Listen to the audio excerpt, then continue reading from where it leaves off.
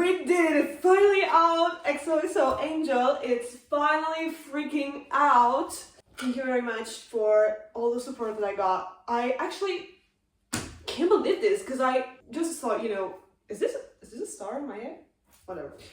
I just thought, you know, I'll just upload a few TikTok videos and see how the things will go. I mean, I don't even know if people will like it, if people will be interested, if the videos even would get like 1 view. And I mean, it worked. I met so many amazing people and so many cute people that told me, oh my god, I want to hear your album, even though it's shit. And I'm so very happy. So thank you very much. Really, really. Now I'm always ironic, but I think we need to say that. Thank you so much from the bottom of my heart. And so why am I here? Because I want to introduce it to you, and I want to introduce me to you, because literally I'm nobody. I just thought it wasn't necessary just to say a few things. Spoiler alert, this video will probably last like 20 minutes or a half an hour, but I just wanted to say a few things so that the concept of the album is a little more comprehensible, that you understand what kind of person I am, because you know, it's the artist is a person. The artist is a person like you, and they just want to make content and be happy by making it and making people happy and hope that they will enjoy what they make. That's the most beautiful thing, to be appreciated for what you do. I think it's an amazing feeling, and I'm so glad that I can feel. So I've actually always been kind of a musician. Actually, when I was like 12, I would sing in school, but I didn't want to be a singer. I mean, I was like, no, I cannot write music. What the fuck is that? I don't even like it. By the time I was like 18, I just understood that I wanted to write my own music, because I had something to say. You know, if you don't have nothing to say, sometimes it's better just to be silent. That's what I think. It's not necessarily a bad thing to say. And now that I'm here, I'm actually very glad I did. And as always, I was not ready to share it. I mean, I would always make music and make it listen to my friends and maybe upload it on Spotify, but I was like, nobody's gonna listen to it. I won't promote it. Who gives a shit, you know? But right now, since I worked very hard on this stuff, I said to myself, you know what? Fuck it. I just want people to listen to this stuff, because why am I even making it? You make stuff because it makes you feel good, and that's completely right, and that's the best feeling of all. But at the same time, you need to make stuff and confront yourself. I was actually just afraid of confrontation, honestly, because right now, everybody is free on the internet to tell you whether your stuff is amazing or is shit, even though, regardless you worked hard on it or not, people just feel free to say anything they want, which is, sometimes they just want to give hate for no reason, and they don't even know what they're talking about. And so I was afraid, but I mean, fuck it. We're like in the middle of the Third World War. Should I be afraid to put my shitty pop music on internet just because a random guy would say that I suck and I look like Lady Gaga from Shane, which is true, but who cares, really? I'm talking too much. First of all, don't judge me. I tried to make a cute, you know, background. Here you have my ad that I use in summer, you know, some plushies because I love plushies, and you know, I just wanted to make a cute outfit, but at the same time, I was so lazy that I didn't want to choose any of the shoes that I have because they're too big and whatever, so this is everything you're gonna get. Bluey socks! And that's the most high fashion thing I have in my closet, so fuck it. What is XOXO Angel all about? XOXO Angel actually was not meant to be an album, I think. The first track that I wrote was probably Angel's Cry. There's a plot. The plot is Chrissy McCain, which is actually, you know, my alter ego. She wants to be a pop star. She wants to write her music and be happy and free to do her stuff. And she gets caught in, you know, the music industry. Of course, things go bad, and eventually she, you know, the pressure and stuff and everything, mysteriously dies. She is killed by her manager because they fall in love. He's not really in love, he just, you know, wants to make the money and everything. She falls in love, and suddenly they have, you know, fight, and he throws her out of the window. We throw them out the window! We throw them out the window. Yes. And she falls in a car and dies. And that is actually the concept for the album cover. That she falls on the car and dies. At first I was like, that's it. You know, it's cruel. But I thought, you know, let's do some cliche and, you know, she's not really dead. She's coming back from the dead. And that's when I started writing other songs, and this song in particular, which is the one I love the most, and I think this the main track of the album, is Walking Dead Ballad, where Chrissy is coming back from the dead.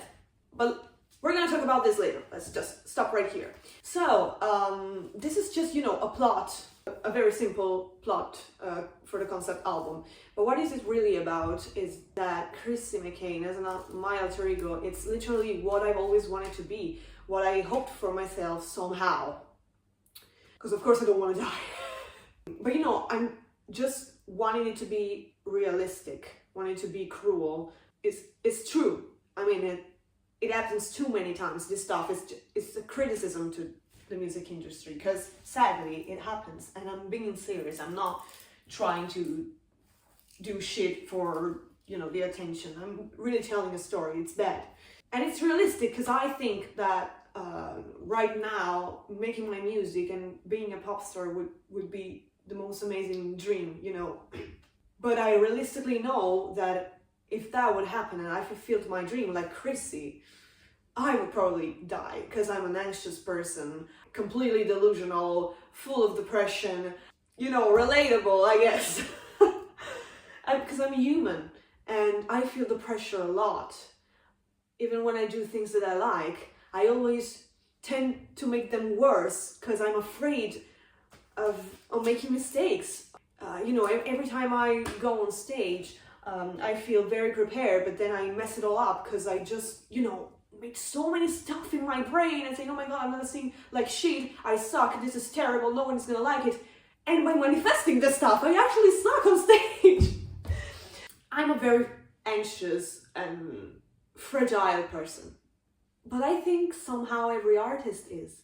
What you do is extremely connected to your heart, and so you are always exposing yourself.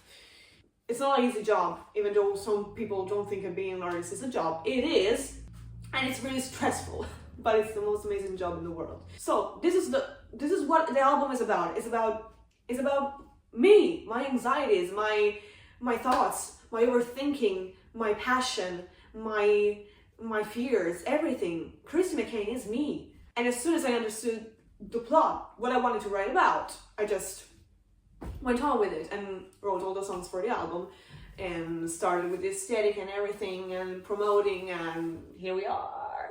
So this is actually a serious topic. If you know me well, you know that my music has always been overwhelming, terrible, tragic.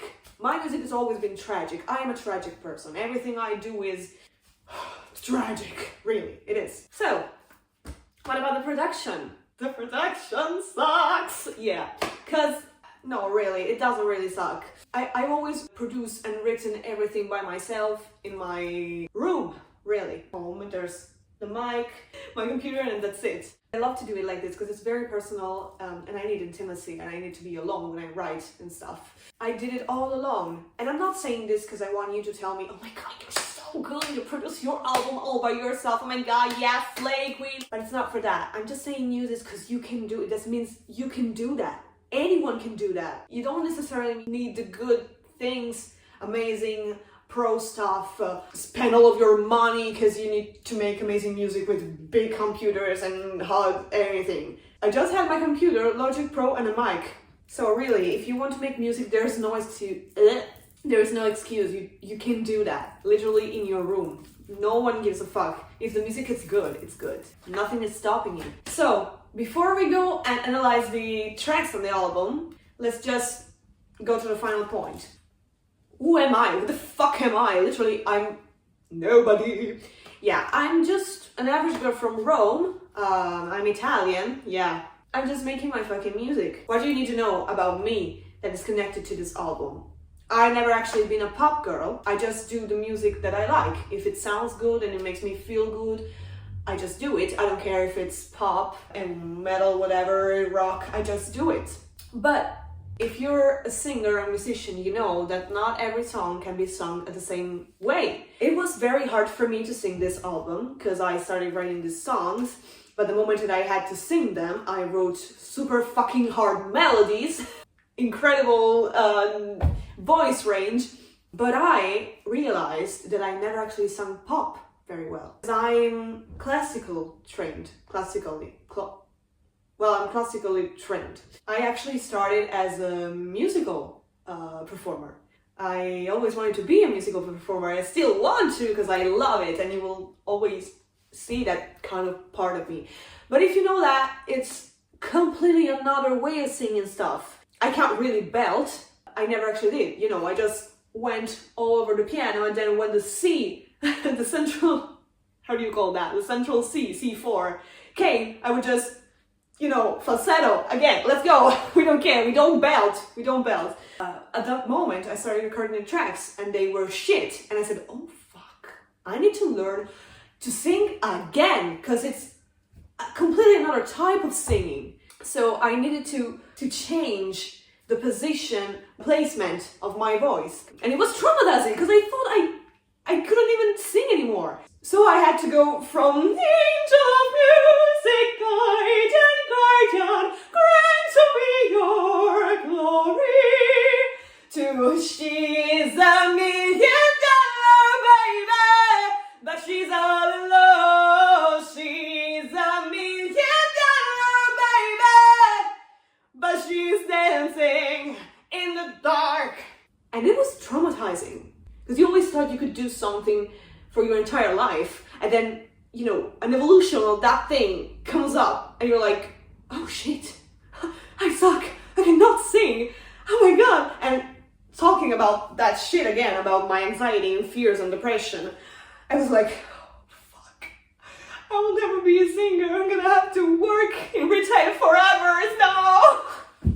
Now, finally, we can talk about the songs. So, let me just start before anything about the album. I am not hiding in any way that I got inspired by so many stuff, especially from The Fame by Lady Gaga. Lady Gaga herself, she's my queen. I love her so much. But, you know, this album really screams The Fame from every pore. Marina and the Diamonds, Kesha, whatever pop girl you listen to, I got inspired by that. What the fuck? No, I'm not hiding in any way that I got inspired by Lady Gaga, because she's one of my greatest inspirations, and which is fundamental. Inspirations are fundamental. Don't think that if you get inspired by something and make something similar to other people, you need to throw it away, because that's how you grow. Nobody can, you know, in a second make something completely new without working on it for years. By going like, yeah, I want it to sound like this and like that, even though it's nothing new, but if you mix it, then you will get, because in reality, I always say, you know, this album is very Lady Gaga, whatever, but in reality, it's not, if you listen to that, not maybe a pair of tracks sound like Lady Gaga, like the most pop songs that I have, like Come at Night, but that's on purpose. But if you listen to stuff like Walking Dead Ballad, I don't think that sounds like Lady Gaga in any way. That's me, that's literally me. Maybe in some tracks it's less, but in some tracks that's pure me, and I'm proud of that. So just find yourself. Even if you need years and years of working, years of getting inspired by other people and remanage their stuff and put yourself into it. It's not copying, it's growing up. So, we're finally ready. I want to analyze the album track by track, explaining the plot and everything, and by saying which song inspired me, those songs, which thematics and everything. So let's just go track by track. But I need the list because I don't remember my fucking songs. So, track number 1, Come at Night. So Come at Night is actually literally the first track in every sense, because I thought I needed to make a track that was Chris's track, you know. I mean, this girl is a pop star and we're following her in her story, but what kind of a music she make? I mean, this girl needs to make some music, and so that's literally a Chris's debut single. That song is extremely inspired by it's extremely inspired by the Fame, especially no, Beautiful Dirty Rich. Yeah, it's actually, there's also like a little part that sounds a lot like it. There's literally a phrase that's actually the same, because she says, we got a red light, pornographic dance fight, systematic honey, but we got no money. And I say, we got a red light, fascination, but we don't know quite where to start. We can dance fight, never resting fight nights, complicated art life spinning around, which just sounds a lot like that, but that's on purpose. I want it to sound like that because, you know, of course, Chrissy is very inspired by the Fame Lady Gaga. I mean, just literally also the plot, you know what I'm, the character, really. And that song, so what is the song about? It's about, you know, having a party and don't want to be bothered by any of the men, but, you know, when I get a drink or two, maybe I could change my mind, but you will only be with me like for one night, that night. In fact, I say, because I feel better alone, I might be changing my mind, I better be partying all night. It's literally about, you know, a drink or two could make me change my mind, but it's not, actually, you know, it's just, if a woman says no, it's no even after 2 drinks, even then she says yes, it was no. So, just want this to be clear. But, you know, it's just a song. So don't take it too seriously. So first track of the album, Come at Night, Chrissy just became famous. And she changed her name, and her name now is Angel. Because she has the voice of an angel, that's, you know, what it's about. And I like to think that the manager gave her that name and then she changed it to her stage name. Number 2! Oh yeah, I have a list. Because I can't remember my fucking songs.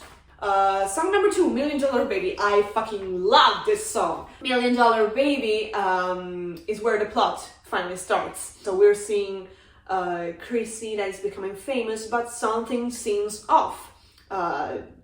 She is missing contacts with his family and his friends. She says that they'll never treat you better now that you're doing great because you don't belong. And that's a thought that I have. Because you know, when you kind of gain things in your life and life is starting to get better, all the people that hated on you eventually will come back because now you're feeling good, now you're healed. But she knows deep inside that they're just there for the fame, for the money. They never loved her, actually. They always, when they see her, they just keep on seeing the person that they thought was useless, was without personality. About the songs that inspired this one, I don't think there's actually any evidence, big evidence in this track. I really like to put huge choruses, as you hear in the pre-chorus in the part, but you wanna know what's beyond it all, and I kind of took that from Queen, because I love them. So that's what it is about. It's about being considered only when you're up on the spotlight, on the stage, which is a feeling that I get a lot, and I'm sure that I will get if I get famous, or, you know, whatever. It's not about being globally famous, but just, you know, fulfilling the stuff you want, being a happy person and a healed person. And as soon as you heal from your traumas and your stuff, and you finally are free from all the shit that you've been through, the people come again because they want to attack you. Number 3, Indiana Jones. This track actually doesn't make any sense. I'm trying to give it a sense, but it does. Actually about, you know, men in general, my type of man. Truth is that I just wanted to write a song about Indiana Jones because that's my crush. There's not really anything to talk about there. It's just, you know, another of the songs that Chrissy wrote. I wasn't sure to include it in the album because it sounds good in the album, but at the same time it's not very useful for the plot, but we don't care. I mean, not everything needs to be extremely important, you know, just let's make a fruitless track. Come on, this girl's gonna die. I mean, also, it's about toxic relationships, so it's still something tragic and about Chris's thing. Number 4, Roller Coaster. I love this song. This song is amazing. This song is very personal. It's about people who treat you like you're the best thing that ever happened in their lives, and you're their biggest love. They want to do anything with you and they love you so much. But then when it comes to making things serious, they're like, girl, no, I was kidding.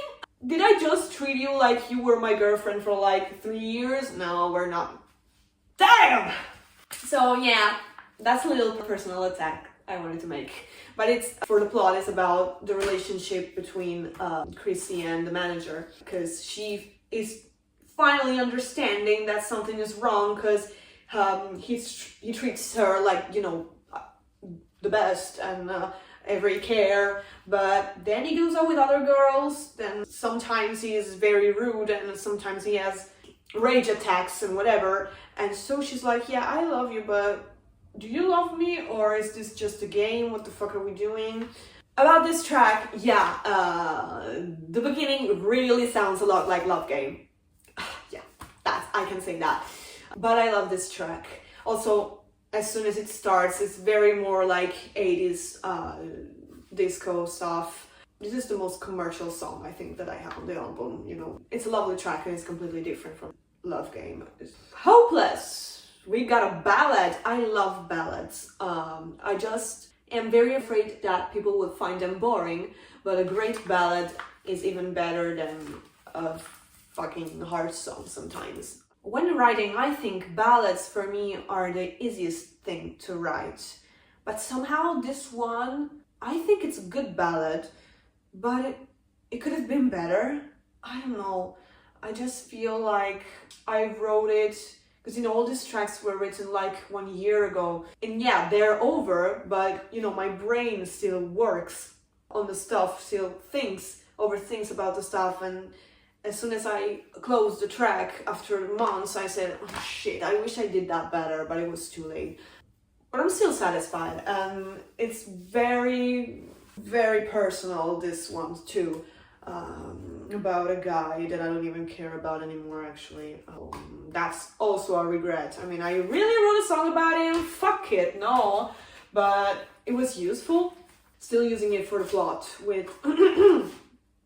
Originally there was an electronic drum set. So then I thought, let's just make just piano and some rhythmic synths. Then I brought it to my friends, and my friend who plays the drums in my band actually said, bitch, I want to put a drum on here if you would like to. And so he played the drums, and I think that was the right choice. It's really cool. What else do I need to say about this? Yeah, there's there's a funny thing. There's a verse where I say, "'Cause they wanna get a little high with you, babe." I never actually got high in my life. You know, but I guess Chrissy did. I never did. But the boy I was, you know, fucked a few times did. So, you know, I just mixed it all up. After this ballad, there's finally the end of the album, which is the part that I love the most. Going down, we're going to even more tragic stuff. I really see the album in 2 different parts. We've got the part where everything is going down, and so we got Douglas. I love this song so much. It's one of my favorite songs. I don't know if my favorite song. Douglas is literally Chrissy waking up and saying, holy fuck, he's using me. He's a fucking monster, bitch. What the fuck is going on? And I'm at his dog leash. In the song, she talks about that, about how he makes her feel like a dog, like an object. And that's, I think that's a really, really deep track about toxic relationships, and not necessarily love relationships, but a really bad feeling when you get to experience that. I really hope that you don't. And so, yeah, the track is about that. I need to say something. Everybody has a different way of writing their songs. I need to write the music first. I will never come with a huge full lyric and say, okay, let's put music on that, because I am not able to do that.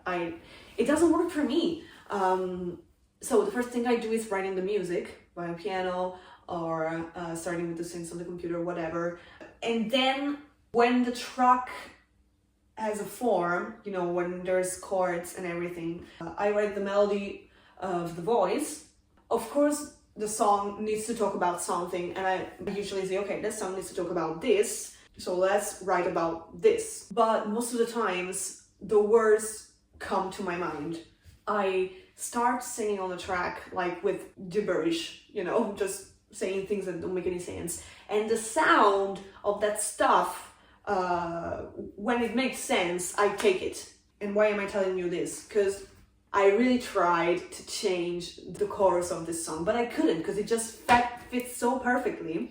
Because it really, really sounds like Monster by Lady Gaga. I mean, it doesn't sound melodically, but with the lyric, you know, the lyric is similar. But it fits so perfectly that I didn't want to change it. Because the only word that came up to my mind and made sense with the whole thing was monster. And so it became, that boy is a monster, he's fighting me back, rolling under my skin, that boy. Because I couldn't find anything else. And so you know what, they're gonna tell me that this is a copy of Monster by Lady Gaga, I don't give a shit.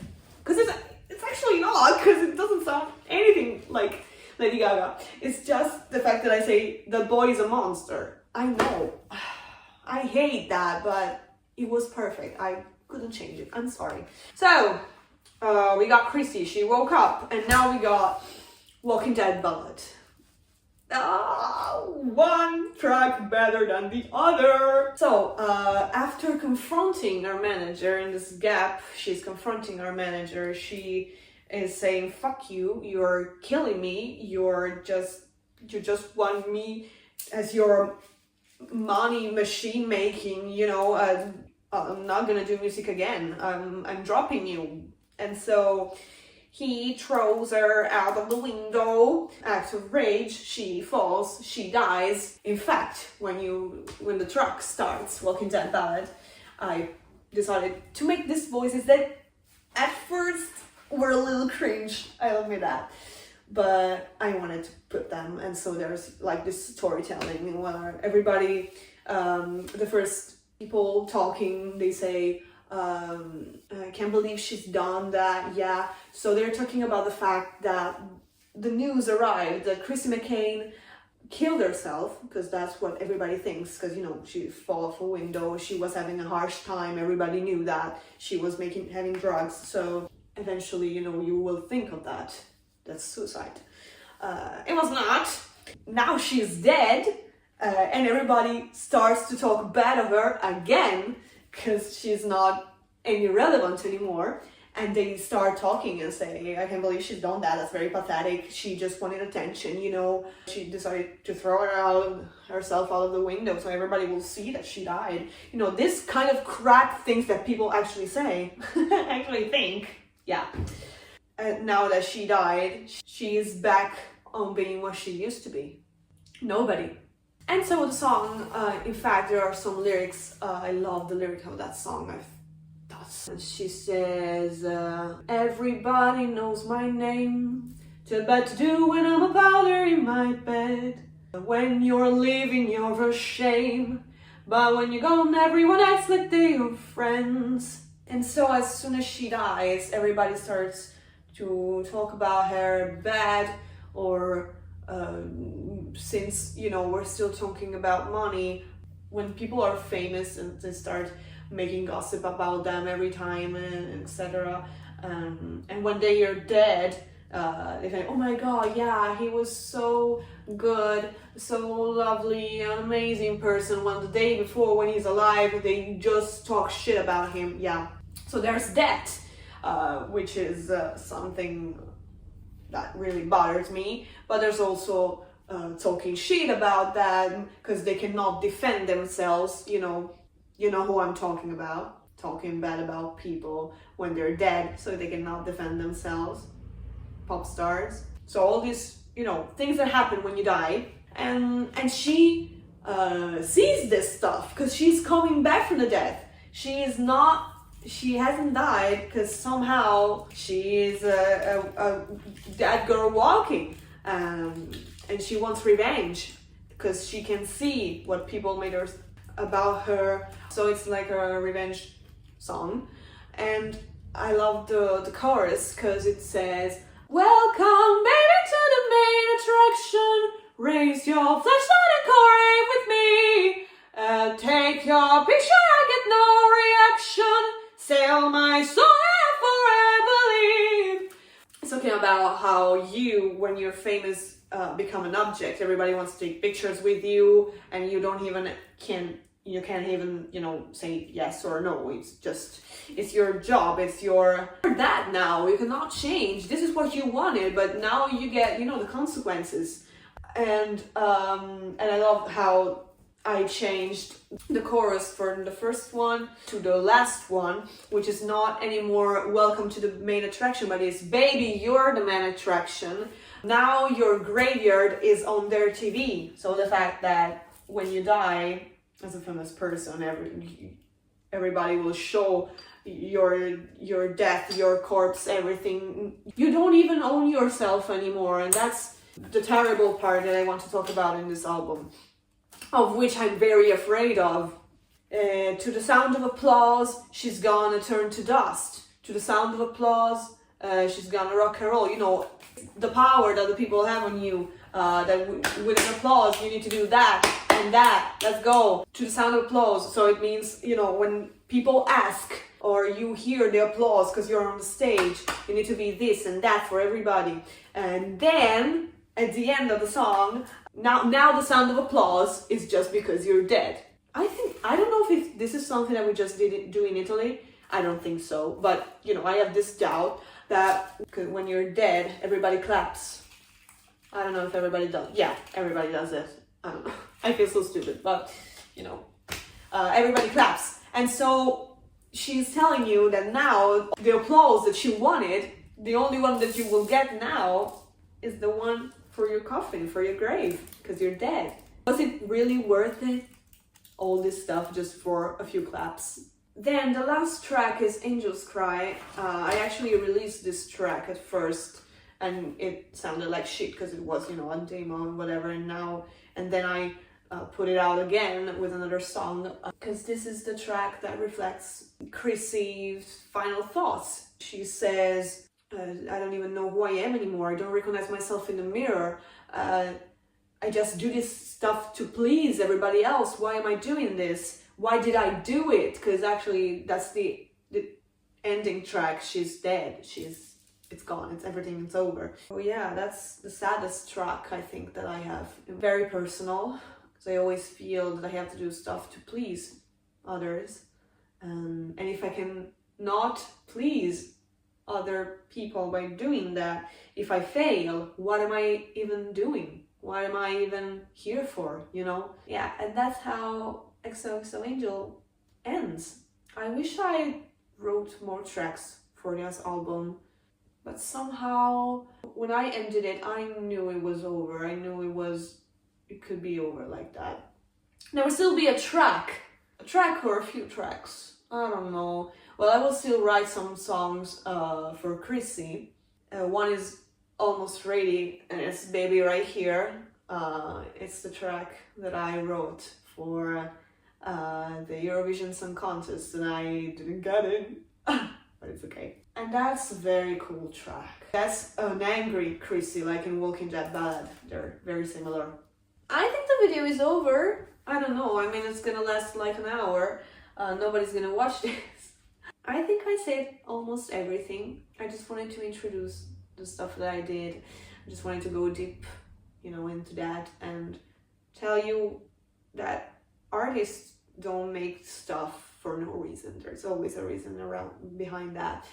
And it's lovely to know. And since I am a fan myself of singers, I love when people, you know, make videos about backstage or how they thought about this and that. Yeah, I mean, I'm nobody, but you know, maybe it's for somebody can be interesting to hear me talk with my bluey socks about my music. I don't know.